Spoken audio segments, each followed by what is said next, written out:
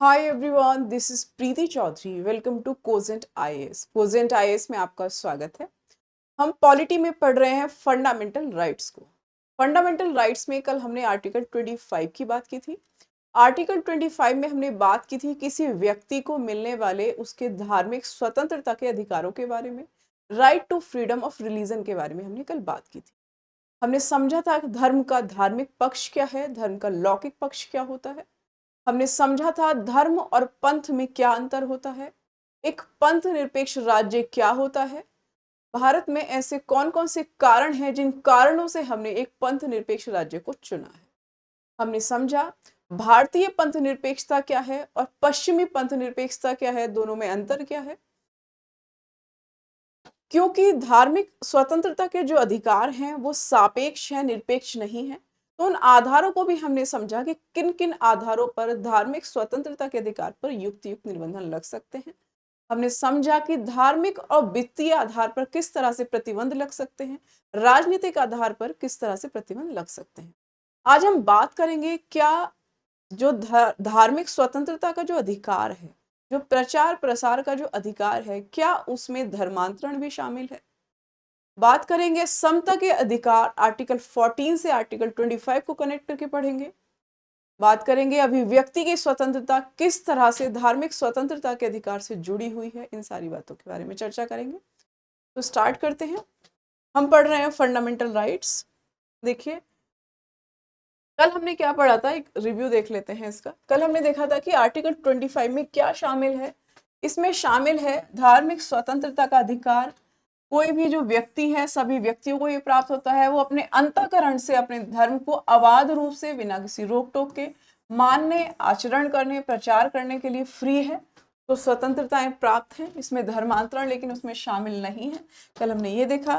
फिर हमने देखा कि ये क्या प्रदान करता है, धार्मिक विश्वास, धार्मिक पूजा, परंपरा का आचरण करने का अधिकार देता है। इसके साथ ही हमने देखा कि इस पे युक्त युक्त निबंधन लगते हैं और उनके आधार होते हैं लोक व्यवस्था, नैतिकता, स्वास्थ्य, मूल अधिकारों से जुड़ा कोई अन्य प्रावधान अगर उसका हनन हो रहा है, या फिर धर्मांतरण, ये इसमें शामिल नहीं है। युक्त युक्त निबंधन इस पे लग सकता है। तो आज हम धर्मांतरण का मुद्दा देखेंगे, को समझने की कोशिश करते हैं। देखिए धार्मिक स्वतंत्रता और धर्मांतरण, इसमें क्या लिंक है आपस में या नहीं है, उसके बारे में हम बात करते हैं। धार्मिक स्वतंत्रता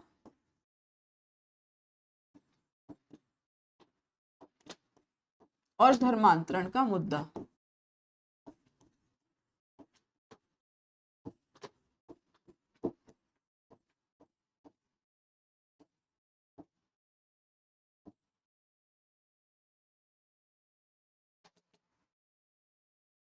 इसमें एक केस के बारे में पढ़ेंगे, स्टेनिस्लॉस वाद वर्सेस उड़ीसा लॉ केस, विधि केस 1967। ये केस यहां से भी है और एमपी से भी है। ये केस किस बारे में है, देखिए धर्मांतरण, इसके बारे में ये केस है। क्या होता है कि एमपी और उड़ीसा में काफी जनजातियां पाई जाती हैं, तो यहाँ ईसाई मिशनरीज आके लोगों को मैनिपुलेट करके, उनका ब्रेन वॉश करके, उनको लालच देके उनका धर्मांतरण करा देते थे, उनको ईसाई बना देते थे। तो ये बहुत बड़ी मात्रा में जब ये चीज हो रही थी, तो उड़ीसा और एमपी की जो गवर्नमेंट है उसने अपने यहाँ एक लॉ बना दिया अपने स्टेट में कि कोई भी अब धर्मांतरण नहीं करा पाएगा।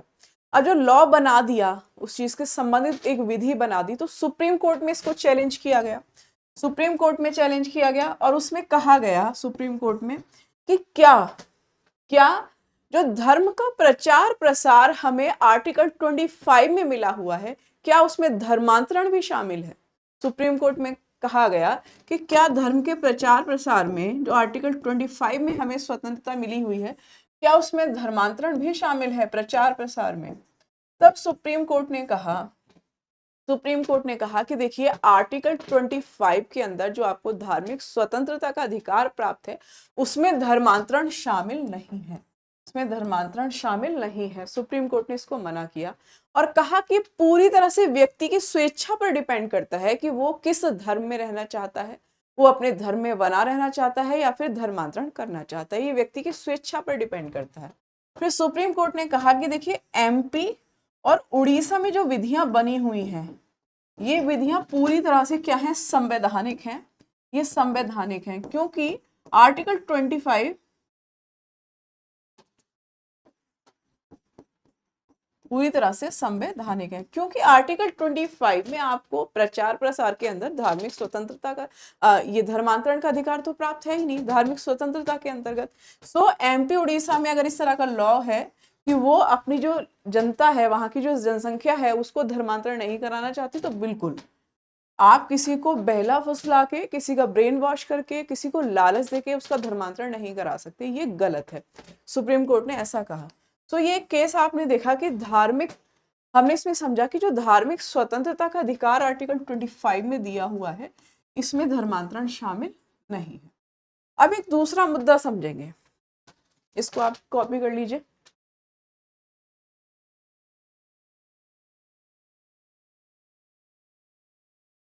आपने ले लिया इसका स्क्रीनशॉट या नोट्स बनाते चलिए आप इसके साथ। तो धार्मिक स्वतंत्रता का अधिकार में धर्मांतरण नहीं है। राज्य क्या कर सकता है, ये निरपेक्ष नहीं है, इसको भी लिख लीजिए आप। ये क्या है, ये निरपेक्ष नहीं है। धार्मिक स्वतंत्रता का अधिकार जो है ये निरपेक्ष नहीं है, इस पर युक्त युक्त निर्बंधन लगाए जा सकते हैं। ये निरपेक्ष नहीं है। युक्त युक्त निर्बंधन लोक व्यवस्था के आधार पर, देखा भी तो हमने अभी आगे किस किस आधार पर, लोक व्यवस्था के आधार पर राज्य इस पर प्रतिबंध लगा सकता है। सो ये निरपेक्ष नहीं है। ये आपका एक आंसर यहाँ से कंप्लीट होता है। अगर आप जब आंसर की तैयारी करते हैं, मेंस की आंसर राइटिंग करते हैं, तो इस तरह से आप ये पॉइंट्स याद रखिए। मेंस में इतना कुछ लिखना होता है, आपको कहाँ कुछ याद रहने वाला है। तो छोटे छोटे पॉइंट्स हैं जिनको आप याद रखिए। छोटे छोटे कीवर्ड्स अगर आपको याद रखेंगे, लाइक आपको ये वाद याद रहे उड़ीसा एमपी से संबंधित है, ये इतनी सारी चीजें भी लिख देंगे तो, और ऊपर से ये भी लिख दें आपके निरपेक्ष नहीं है, सापेक्ष लोक व्यवस्था के आधार पर लगाया जा सकता है। ये पॉइंट्स आपको मिल जाएंगे। काफी कुछ होता है लिखने के लिए। फिर अब बात करेंगे धार्मिक स्वतंत्रता के अधिकार को, अभिव्यक्ति की स्वतंत्रता, जो हमें आर्टिकल 19 में अभिव्यक्ति की स्वतंत्रता मिली हुई है, उसमें हम जो अपने धर्म का प्रचार प्रसार करते हैं, तो उसमें हमारी क्या लिमिटेशंस होनी चाहिए, उसके बारे में बात करते हैं। धार्मिक स्वतंत्रता का अधिकार, धार्मिक स्वतंत्रता का अधिकार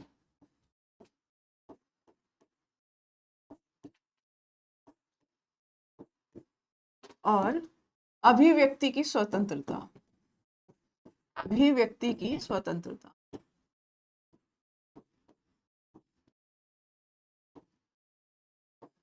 स्वतंत्रता ये किसमें दी हुई है, आर्टिकल 19 पे।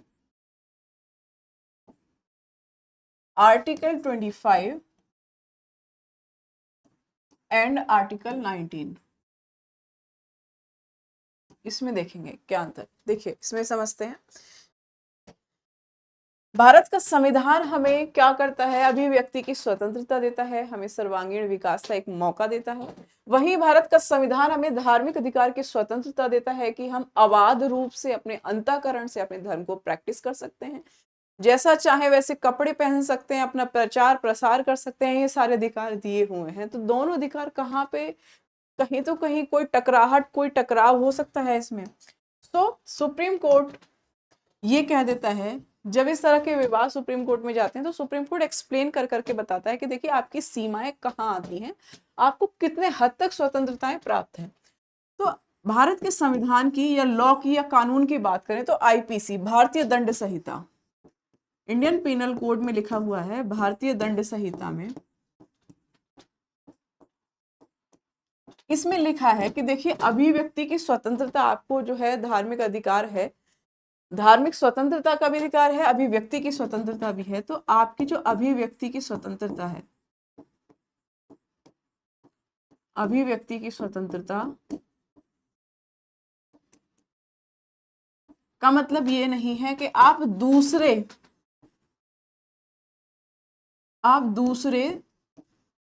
धर्मों की, कहां पर इस पे लिमिट लगती है, धर्मों की भावनाओं को आहत नहीं पहुंचा सकते, को आहत नहीं कर सकते, उनको ठेस नहीं पहुंचा सकते, आहत नहीं कर सकते, कर सकते। तो ये इंडियन पिनल कोड में ही, लॉ में, हमारे कानून में ये चीज लिखी हुई है कि ठीक है, आपको अभिव्यक्ति की स्वतंत्रता है, लेकिन आप अभिव्यक्ति की स्वतंत्रता के नाम पर इतना भाषण मत दे दीजिए, इतना कुछ मत बोल जाइए कि आप दंगे ही करा दें, दूसरों के जो अधिकार हैं उनका हनन करें, आप दूसरों के धर्मों की भावनाओं को आहत करते हैं। तो इसका मतलब ये नहीं है, आप ऐसा कुछ नहीं करेंगे। आप अभिव्यक्ति की स्वतंत्रता का इस्तेमाल वहां कीजिए जिससे आपका अपना डेवलपमेंट होता हो, आपकी सोसाइटी का विकास होता हो, हमारे प्यारे भारत का विकास होता हो।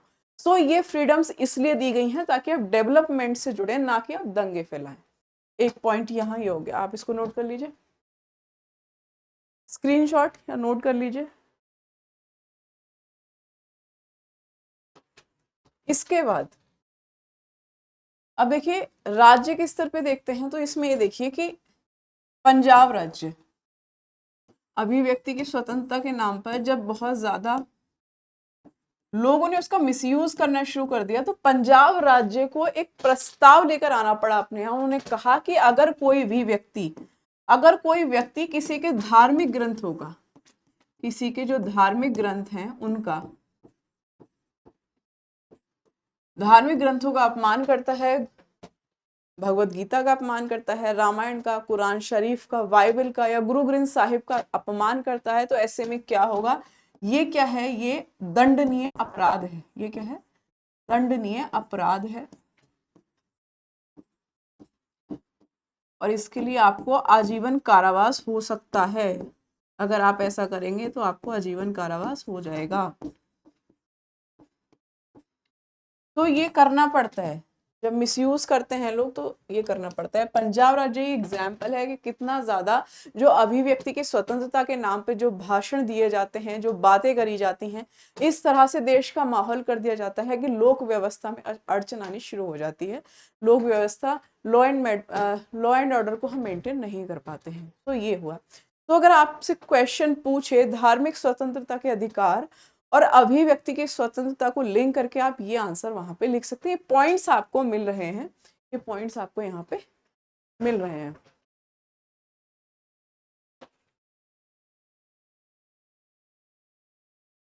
हो गया। अब पढ़ेंगे, अब आर्टिकल 25 को हम कनेक्ट करेंगे आर्टिकल 14 के साथ, समता के अधिकार के साथ। धार्मिक स्वतंत्रता का अधिकार, धार्मिक स्वतंत्रता का अधिकार और समता का अधिकार, समता का अधिकार।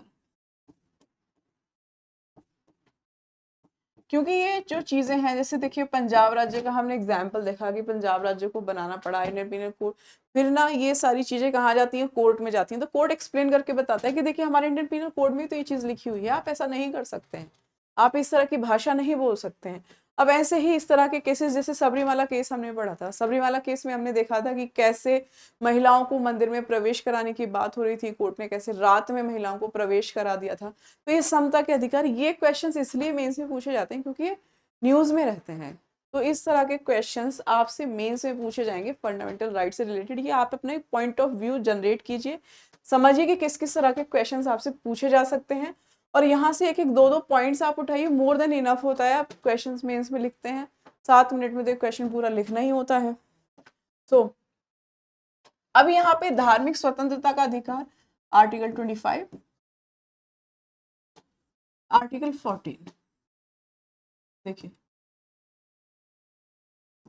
मंदिर हो या मजहर हो, सुप्रीम कोर्ट कहता है, पूरा लिखते हैं, मंदिर हो या मजहर हो, ठीक है, मजहर हो, इसमें क्या होता है कि महिलाओं का प्रवेश, महिलाओं का प्रवेश, सुप्रीम कोर्ट ने ऐसा कहा कि महिलाओं का प्रवेश इनमें समानता के अधिकार को मेंटेन करके रखता है, समानता के सिद्धांत को बनाए रखता है। का जो उनका अधिकार है उसको बनाए रखता है।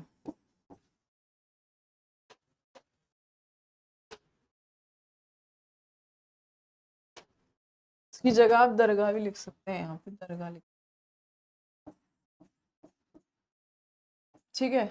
क्या होगा अगर महिलाओं को आप इस तरह का अधिकार दे देते हैं, इस तरह का अधिकार आप दे देते हैं महिलाओं को, तो उससे क्या होगा कि जो लैंगिक समानता है, लैंगिक समानता बनी रहेगी, लैंगिक समानता बनी रहेगी। और ये लैंगिक समानता को बनाता है, जो जेंडर के आधार पर डिस्क्रिमिनेशन करते हैं उसका विरोध करता है। और ये पितृसत्तात्मक जो सोच है, ये पितृसत्तात्मक सोच को क्या करता है, उसका विरोध करता है, सोच का विरोध करता है, विरोध करते हैं। अब देखिए क्या होता है ना कि आपके आसपास भी ऐसे लोग मिल जाएंगे जो बहुत पढ़े लिखे आपको दिखेंगे, लेकिन क्या होता है कि उनका बैकग्राउंड इस तरह का होता है कि वो फीमेल्स को वैसा वेटेज देना ही नहीं चाहते, ठीक है। या हमारी रूढ़िवादी परंपराएं उसमें हमें क्या करते हैं, डिस्क्रिमिनेशन सिखा देती हैं, तो हम परंपरागत तौर पे वो इंस्टॉल हो रखा होता है ऑलरेडी हमारे माइंड में, हम समझ नहीं पाते हैं। तो चाहे फीमेल कितनी पढ़ी लिखी हो, कुछ हो, वो अपने लिए मांग कर रही हो, डिमांड कर रही हो, लेकिन वो उसको दे ही नहीं पाते। पितृसत्तात्मक सोच इतनी हावी होती है कि वी आर मेल। और ये हमने देखा कैसे सबरीमाला में मंदिर प्रवेश पे कितना संघर्ष हुआ। कितनी बार हम देखते हैं कि पीरियड्स में महिलाओं को लेकर जो छुट्टी की डिमांड होती है, कितने संघर्ष करने पड़ते हैं, लेकिन फिर भी वो चीजें कंप्लीट नहीं हो पाती हैं। क्या है, ये पितृसत्तात्मक सोच इतनी हावी रहती है कि चीजों को उनको समझने में, लॉ को पास करने में बड़ी दिक्कत होती है। सो ये धार्मिक स्वतंत्रता के अधिकार पर अब यहाँ पे एक एग्जाम्पल देखेंगे कि कैसे। अब इसमें एक चीज और देखते हैं, उसके बाद एक एग्जाम्पल को नोट कर लीजिए।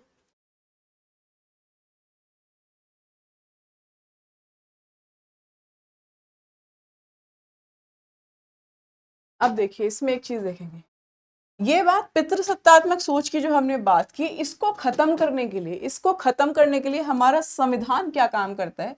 हमारे संविधान में भी पहल की गई है। जैसे संविधान में क्या, फंडामेंटल राइट्स में क्या कहा है, देखो फंडामेंटल राइट ये कहता है कि समता का अधिकार दीजिए, महिलाओं को समता का अधिकार दीजिए। और समता के अधिकार के नाम पे जो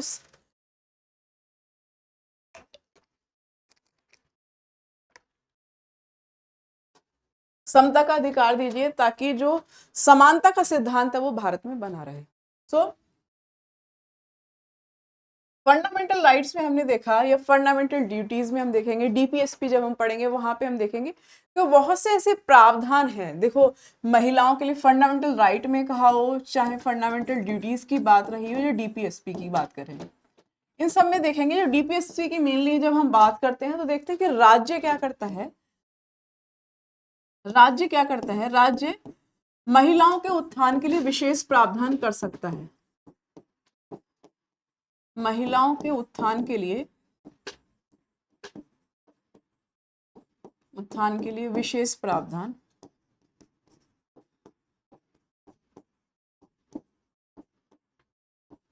प्रावधान कर सकता है।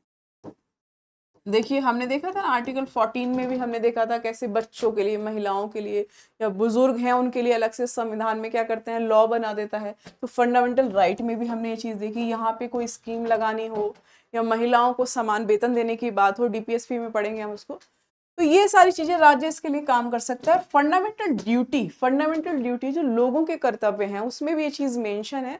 उसमें ये चीज कही गई है कि देखिए ऐसी प्रथाओं का, इसमें ये चीज कही गई है कि ऐसी प्रथाओं का त्याग कर दीजिए, ऐसी प्रथाओं का त्याग कर दीजिए, परित्याग कर दीजिए, परित्याग करें जो महिलाओं के सम्मान के विरुद्ध हो।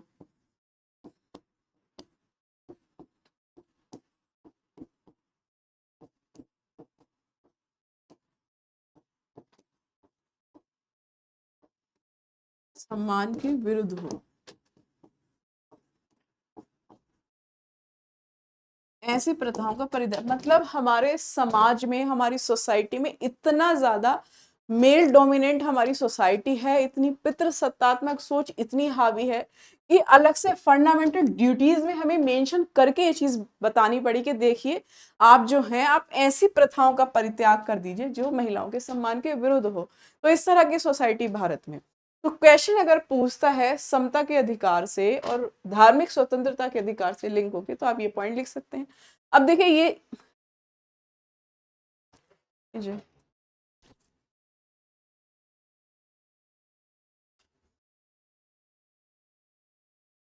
हो गया।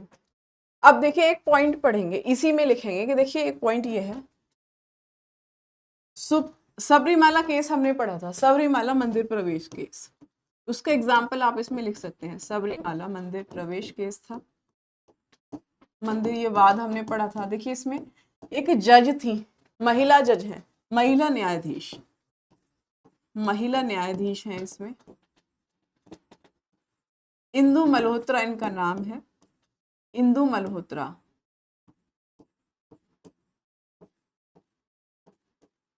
इतना डिटेल लिखने की जरूरत नहीं है, ये इंदु मल्होत्रा वगैरह के अगर आपके पास टाइम है तो आप मेंशन कर सकते हैं, अदरवाइज ये केस का नाम लिख के आप मेंस में कर सकते हैं अपने पॉइंट को कंप्लीट। इसलिए लिखा है ताकि आपको याद है। देखिए इंदु मल्होत्रा ये एक महिला न्यायाधीश है। जब सबरीमाला मंदिर प्रवेश में मंदिर में प्रवेश की, महिलाओं के प्रवेश की बात हो रही थी, तो एक पीठ बैठी न्यायाधीशों की, सबने एग्री किया कि हाँ ठीक है, हमारी जो समता का सिद्धांत हमारे भारत के संविधान में फंडामेंटल राइट में दिया हुआ है, उसके आधार पर हमें महिलाओं का प्रवेश मंदिर में कराना चाहिए। लेकिन ये केवल एकमात्र ऐसी महिला, एक न्यायाधीश थी जो महिला थी, इन्होंने विरोध किया इस चीज का, महिलाओं का मंदिर में प्रवेश कराने का। इन्होंने तर्क दिया कि देखिए धार्मिक स्वतंत्रता का अधिकार का मुद्दा है ये, तो राज्य को इसमें नहीं पड़ना चाहिए, ये विशुद्ध आस्था का विषय है, ये व्यक्ति पर डिपेंड होना चाहिए। ये स्टेटमेंट था महिला न्यायाधीश का, इनका इंदु मल्होत्रा का, कि ये विशुद्ध आस्था का विषय है, इसमें जो है राज्य को नहीं बोलना चाहिए, धार्मिक स्वतंत्रता के अधिकार का मामला है। अब देखिए आप इसमें कंक्लूड कर सकते हैं, या जैसे भी आप अगर आंसर राइटिंग कर रहे हैं तो आप उसमें लिख सकते हैं कि देखिए ठीक है, जो धर्म है वो विशुद्ध आस्था का विषय है, लेकिन धार्मिक अधिकार भी निरपेक्ष नहीं है, ये भी सापेक्ष है। सो इन पर भी युक्त युक्त निर्बंधन लगाया जा सकता है। और बात ये रही कि समता का अधिकार तो सबको प्राप्त है, तो जो महिलाएं हैं ये उनकी स्वेच्छा, अगर स्वेच्छा पर डिपेंड करना चाहिए कि वो मंदिर में प्रवेश लेना चाहती हैं या नहीं लेना चाहती, उन पर अगर प्रतिबंध लगाया जाता है तो ये ना केवल समता के अधिकार के विरुद्ध होगा, उनकी जो धर्म है, धर्म की जो मेन असेंशियल पार्ट है, धर्म जिस चीज के लिए बना है, ये उसका भी विरोध करेगा। तो धर्म की जो मूल धारणा है उसका भी विरोध करेगा। सो हमने यहाँ पढ़ा आर्टिकल 14 समता के अधिकार को धार्मिक अधिकार से कनेक्ट करके पढ़ा। तो यहाँ पे आर्टिकल 25 कंप्लीट होता है।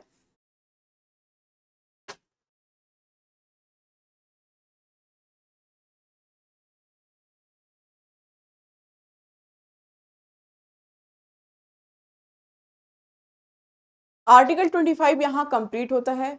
जुड़े रहिए कोजेंट आईएएस के साथ, रिवीजन करते रहिए। Thank you so much.